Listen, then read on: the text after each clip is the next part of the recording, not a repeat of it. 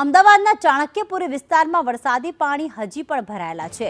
Chanakyapuri underpass એ વરસાદી પાણીમાં ગરકાવ થયો છે।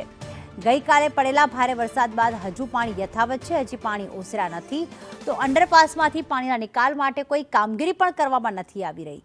ગઈકાલે પણ આ જ પરિસ્થિતિ હતી અંડરપાસની ચાણક્યપુરી વિસ્તારમાં, જ્યાં પાણી ભરાયેલા હતા અને હજી સુધી કહેવાય કે અમદાવાદમાં લગભગ હવે ધીમી ધારે વરસાદ પડી રહ્યો છે, તેમ છતાં પાણી ઓસરતા નથી અને તંત્ર દ્વારા પણ પાણી નિકાલની કોઈ વ્યવસ્થા કરવામાં નથી આવી રહી।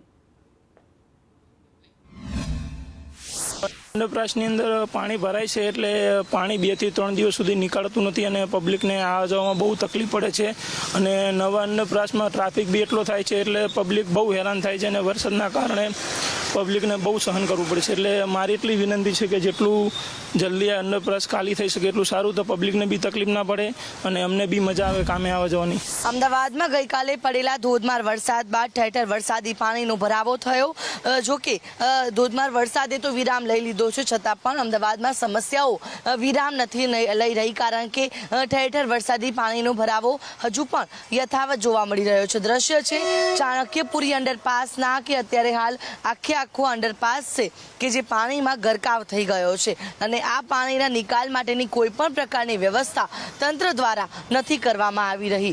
એટલે કે અત્યારે હાલ જોઈ શકાય છે કે આખો અંડરપાસ છે તે પાણીની અંદર છે। ન તો કોઈ ડિવોટરિંગ વાન અહીંયા મૂકવામાં આવી છે, ન તો અહીંયા કોઈ પણ વૈકલ્પિક સુવિધા ઊભી કરવામાં આવી છે કે જેનાથી પાણીનો ભરાવો દૂર કરી શકાય।